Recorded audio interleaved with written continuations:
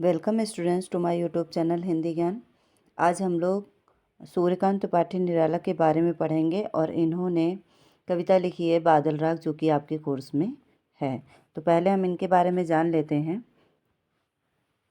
सूर्यकांत त्रिपाठी निराला, इनका जो जन्म है वो 1899 ईस्वी में महिषादल, बंगाल के मेदिनीपुर नामक ज़िले में हुआ था और गांव का नाम था गढ़ाकोला, उन्नाव, उत्तर प्रदेश में। और इनकी प्रमुख रचनाएं हैं अनामिका, परिमल, गीतिका, नए पत्ते, अरिमा, तुलसीदास, कुकुरमुत्ता, कविता संग्रह, चतुरी चमार, प्रभावती, बिल्लेसुर, बकरिया, छोटी की पकड़, काले कारनामे। और गद्य में इन्होंने रचनाएं लिखी हैं। निराला रचनावली इनकी प्रकाशित है। समन्वय मतवाला पत्रिका का संपादन किया है। और इनका जो निधन है वो 1961 ईस्वी में इलाहाबाद में हुआ।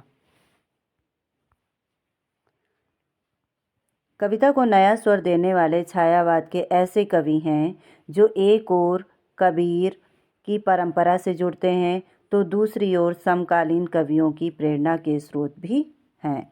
उनका ये विस्तृत काव्य संसार अपने भीतर संघर्ष और जीवन, क्रांति और निर्माण, ओज और माधुर्य, आशा और निराशा के द्वंद्व को कुछ इस तरह समेटे हुए है कि वह किसी सीमा में नहीं बंधे रहते हैं।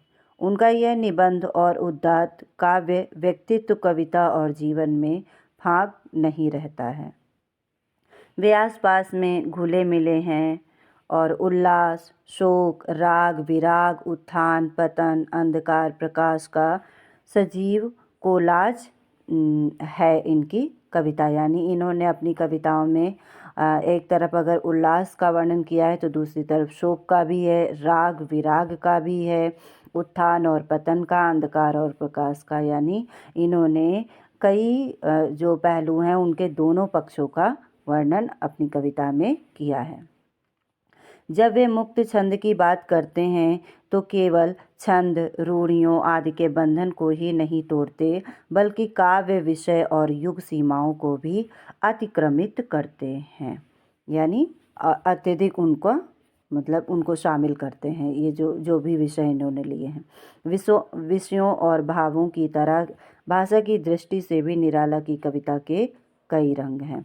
एक तरफ तत्सम मासिक पदावली और ध्वन्यात्मक बिंबों से युक्त राम की शक्ति पूजा, ये इनकी रचना जो है बहुत प्रसिद्ध है।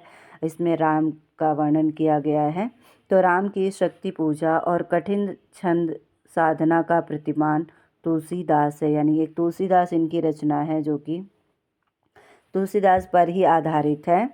और दूसरी तरफ देसी टटके शब्दों का सोंधापन लिए कुकुरमुत्ता, रानी और कानी, महंगू, महंगा रहा जैसी कविताएं इनकी प्रसिद्ध रही हैं।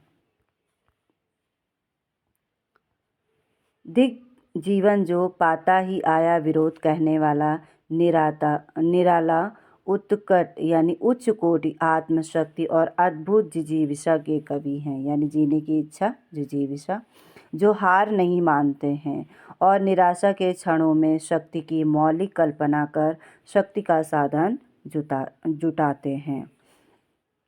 इसीलिए इस शक्ति साध्य कवि निराला को वर्षा ऋतु अधिक आकृष्ट करती है। यानी कि इनको अधिक आकर्षित करती है क्योंकि बादल के भीतर सृजन और ध्वंस की ताकत एक साथ समाहित है। यानी बादल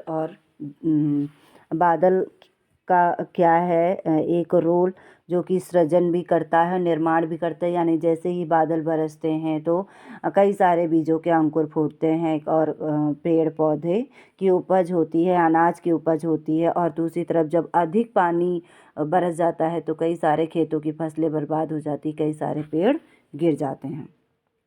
बादल उन्हें प्रिय है क्योंकि स्वयं उनका व्यक्तित्व बादल के स्वभाव के करीब है। यानी कि इसीलिए कवि को निराला जी को क्रांतिकारी कवि के रूप में भी जाना जाता है। बादल किसान के लिए उल्लास, निर्माण का तो मजदूर के संबंध में क्रांति एवं बदलाव का अग्रदूत है। तो ये था निराला का सामान्य जीवन परिचय और इनकी कविता के बारे में। आपको नेक्स्ट वीडियो में जानकारी मिलेगी। धन्यवाद।